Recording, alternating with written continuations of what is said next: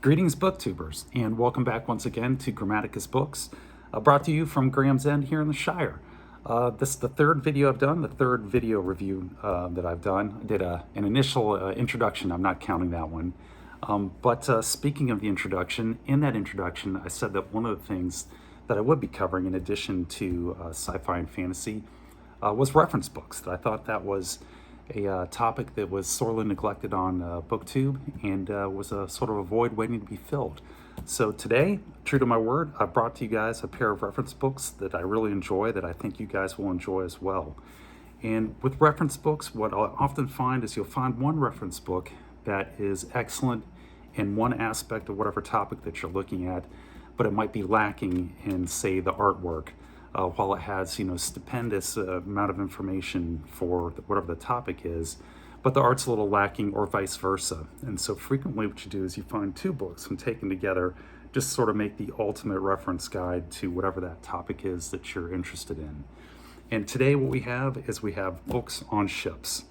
And I love ships, particularly sailing ships, and these are two of the finest that you could possibly find. I would say that the one book, this first one I'm going to reference, is the book. It's the seminal work on maritime history. If somebody out there knows an additional one to this book that I'm about to show up there that is of equal value, equal amount of information that's been compendized, that has been put into an omnibus type of format in a compendium and put out there, please let me know in the comments, and I would love to check it out. But here, without further ado, is the first book, is The Ship. It's The Ship by Bjorn Landstrom. This is an edition from 1961. It's a first edition, and there on the cover, I believe that is the Sovereign of the Seas from Great Britain, around the 1600s when that sailing ship was built. This book here is just an amazing piece of work by Bjorn Landstrom, who's Scandinavian. So predictably, a lot of the work in here tends to center on Northern European sailing ships, the barks and the cargo vessels of the early 13 to 14, 1500s. But this book covers so much ground. It goes all the way literally from inflatable skins that get across a river all the way up to nuclear submarines. There are 810 illustrations in this book in color and black and white, and I'll show you some of those here in just a second. It is just the best compendium, sort of the ultimate guide to maritime history that you can find out there. And amazingly, this book is dirt cheap. It's a hardback book, hardcover, large format, gorgeous amount of drawings in here, like I said, 810 of them, and you can pick this book up for like 20 bucks on eBay. I mean, which is amazing to me. It's readily available. I would highly advise you to go out and get a copy while the secret is still a secret before people really discover what this book is all about and snatch them up. But like I said, you start off with people on rafts, and you go all the way up to nuclear submarines. Here's some submarines. These look like World War II era submarines. They're not nuclear submarines, but they go up to submarines as well. But what Bjorn Landstrom has done is he's gone back, and you can see from here, he's found all types of drawings and etchings of these ancient craft. A lot of them, like I said, are barks or cargo ships of Northern Europe.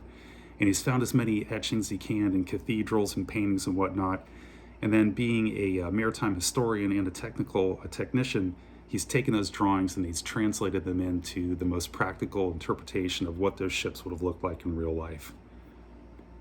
And the book is just technically phenomenal. He's a great draftsman, he's a great technician, and he's just translated it phenomenally. And then he puts in text to describe what the ships were and gives a little brief history of them and what their dimensions and capabilities were. So here's another one here, give you a flavor of the book and what it's like. And it's just packed, I said, like 810 of these.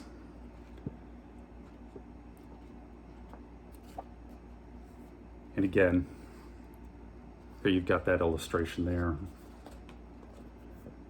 And here we're into clipper ships. And the whole book from front to back is just like this. And he not only illustrated it, he wrote everything in here. It's a phenomenal achievement by Bjorn Landstrom. I think the crowning achievement in here is probably the Sovereign of the Seas, which is on page 150. Here's the Sovereign of the Seas. There's a back shot of it that he's painted that painting on there of what the rear of the ship, the aft of the ship looks like, which is just amazing. Here you get his technical drawing of it with a lot of the terminology and the points of the ship that are pointed out on this Sovereign of the Seas. And then you get another full front painting of it. You got the fore cannon up front. It's just a really cool ship. There's a reason that this is basically the centerfold of this book. And the Sovereign of the Seas, according to Bjorn, it went out, it actually fought in numerous naval battles. It was never defeated. And then in the 1600s, it was destroyed when a candle was accidentally knocked over by a sailor. So this mighty ship was brought down by a candle that burned the ship all the way down to down and sunk it, and ended its term of service in Her Majesty's service as a ship. So this is the ship. Here you got the nuclear submarine on the back. You've got the Sovereign of the Seas on the front. Like I said, 810 illustrations in here. It's a phenomenal achievement by any single author, and it is, to the best of my knowledge, still the best compendium of maritime history that's out there. And like I said, if there's somebody out there who's aware of another book that's come along since this one, which was published in 1961, please let me know down in the comments. I would love to check that book out. But if I say there's a flaw to this book, it's technically very great. It's very excellently done. He's a wonderful draftsman, Landstrom is. But the illustrations are technically accurate, but they're not stunning. They don't leap off the page at you. And that's what this book does. Historic Sail. The Glory of the Sailing Ship from the 13th Century to the 19th Century by Joseph Wheatley. Joseph Wheatley is the illustrator. And then it has text by naval historian Stephen Howarth. So the story on Wheatley is he was a firefighter in the service in Great Britain. He was a firefighter for 28 years, and then the accumulated injuries that he sustained from going in and out and fighting fires and carrying heavy loads, breathing in noxious fumes and gas and smoke. After 28 years, he had to retire at the age of 49. His injuries were just too much for him to carry on as a firefighter. And at that time, he was always interested in ships. He never had any type of formal art training, but he fully dedicated himself to going out and drawing these sailing ships of the 13th and 19th century, completely self-taught. And where Bjorn Landstrom's illustrations are technically accurate, they just don't have the beauty of the 91 full-color plates that are in this book, which again is hardback, large format, published, I believe, in 2000, and it is just stunningly illustrated. So here you have one of his illustrations. This is a Spanish or Flemish warship of the 1500s. And just look at that painting. I mean, that's amazing. And then you have the naval historian who gives you a background on it here. And again, when these guys are making these books, they don't have the technical plans of these ships.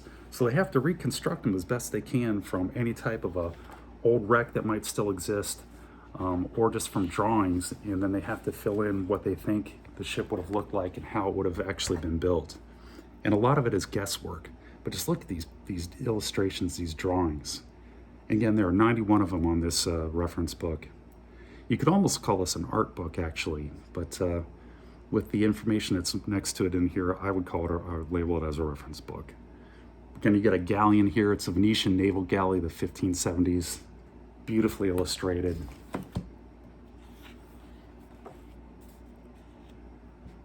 Here's a painting of the Revenge. Again, just look at that work. It's just gorgeous.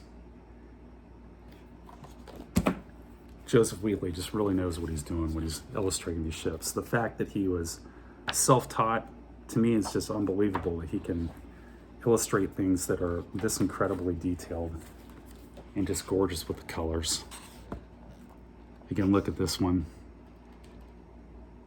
This is Henry Grace de Dieu. I hope I'm pronouncing that correctly. I'm probably not.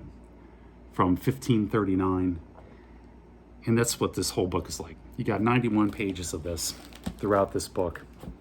And when you take these two hardcover books, and again, this one is readily available too for dirt cheap, and you combine them together, you just get a fantastic collection of naval history and artwork that backs up that naval history that just can't be beat, in my opinion. So if you like ships, especially if you like ancient sailing ships, The Ship by Bjorn Landstrom, 1961, and Historic Sail by Joseph Wheatley, 2000. These are just fantastic books. I'd highly recommend go out and get yourself a copy of it and check them out. You won't be disappointed.